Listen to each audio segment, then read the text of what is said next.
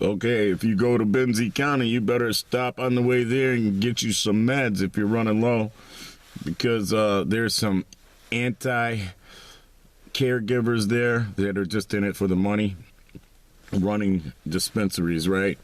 That snitched out all their competition.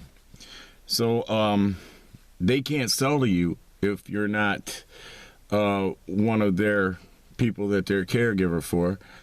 And they screwed it around where nobody that comes into the county is going to be able to find meds, you know?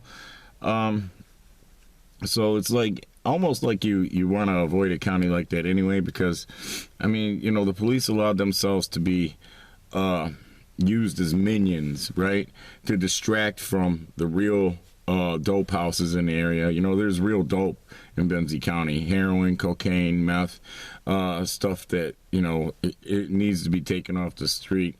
And these anti-caregivers that, you know, if you go to a Benzie County and there's an open caregiver, well, chances are they're one of these people that were making complaints against the other caregivers, right, who would serve you if you entered their county. So it's like they made a big old deal. Oh, those pesky potheads. Wow, you know, and they literally had the police run around in circles, had them around their finger. You ignore them dope houses. Don't you bust the marijuana? Don't you bust the meth house and the coke house and the heroin house and the crack house? Don't bust none of that now, police. You go do what we say do, and we want you to take down our competition. We want you distracted from the other dope while we're at it. You see what they do, right? And it's like, this is what dope people do that sell dope. When they go to an area, a northern Michigan area, they manipulate the police. They distract them with people that they know are selling weed. They find out from their clients, junkies, right, and alcoholics. They find out, you know, chemical toilets. They find out from them where to get weed from. And then they snitch the weed people out, right? So that the police run in circles around them, never bothering them, while they go for the easy collar, the weed, you see? And this is how they stay in operation for so long.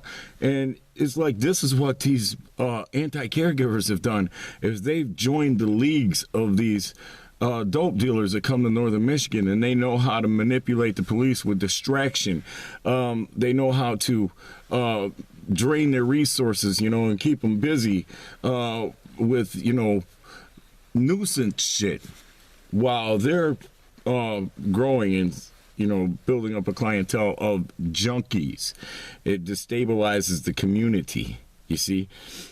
So to go to a county like that, you're going into potential jungle, because the police, they can't pick their battles wisely. So you know, the news stories you see from their area, they fucked with some pesky potheads, you know, or a horrible prostitute, you know. It's actually a dope slave that they didn't rescue from the dope man when she was a kid, but now they can swoop in and bust her for this horrible crime of prostitution, right? It's like, well, where were you 5 years ago when the dope man was turning her out the dope?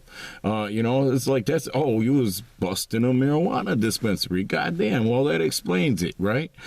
And it's like, see, this is what's happening. You go to these areas where you see these news stories of, you know, this is their priority. Beating on their chest. Well, we took that pot off the street, those horrible potheads. While the fucking dope houses fucking multiply. Because they're working under the radar.